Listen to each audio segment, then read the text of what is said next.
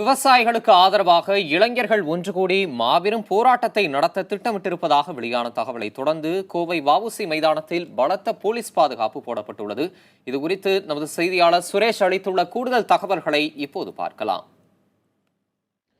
ஜல்லிக்கட்டு போராட்டத்தில் கோவைக்கு முக்கிய பங்கு இருக்கிறது என்றால் அது மிகையல்ல.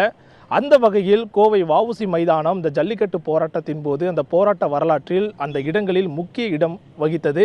இந்த நிலையில் டெல்லியில் விவசாயிகள் போராடி வரும் நிலையில் தொடர்ந்து இளைஞர்களுக்கும் மாணவர்களுக்கும் இது தொடர்பாக தமிழகம் முழுவதும் போராட்டம் நடத்த வேண்டும் என்ற ஒரு அழைப்பு சமூக வலைதளங்களில் வைரலாக பரவி வருகிறது.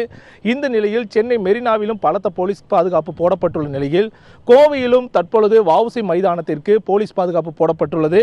வஉசி மைதானத்தின் நுழைவாயில்கள் தற்பொழுது அடைக்கப்பட்டு காவல்துறையின் கட்டுப்பாட்டில் கொண்டு வரப்பட்டுள்ளது. அந்த காட்சிகளை தான் தற்பொழுது நேரடியாக நாம் பார்த்து கொண்டிருக்கிறோம்.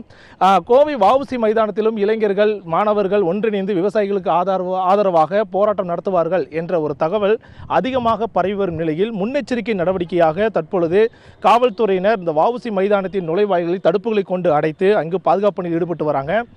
தற்சமயம் பொறுத்தளவில் வஉசி மைதானம் தற்பொழுது வெறிச்சோடி காணப்படுகிறது. அந்த காட்சிகளை நீங்களே காணலாம்.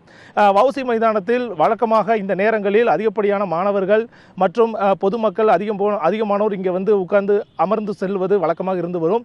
இந்த நிலையில் இந்த வஉசி மைதானம் போலீஸ் கட்டுப்பாட்டில் வந்த பிறகு பொதுமக்கள் யாரும் உள்ளே அனுமதிக்கப்படவில்லை. தற்பொழுது வஉசி மைதானம் வெறிச்சோடி காணப்படுகிறது. தொடர்ந்து இந்த விவசாயிகள் போராட்டம் நடைபெறும் வரை இந்த வஉசி மைதானமானது காவல்துறையின் கட்டுப்பாட்டில் இருக்கும் என்று எதிர்பார்க்கப்படுகிறது. புதிய தலைமுறைக்காக கோவையிலிருந்து ஒளிப்பதிவாளர் முத்துப்பாண்டியுடன் சுரேஷ்குமார்.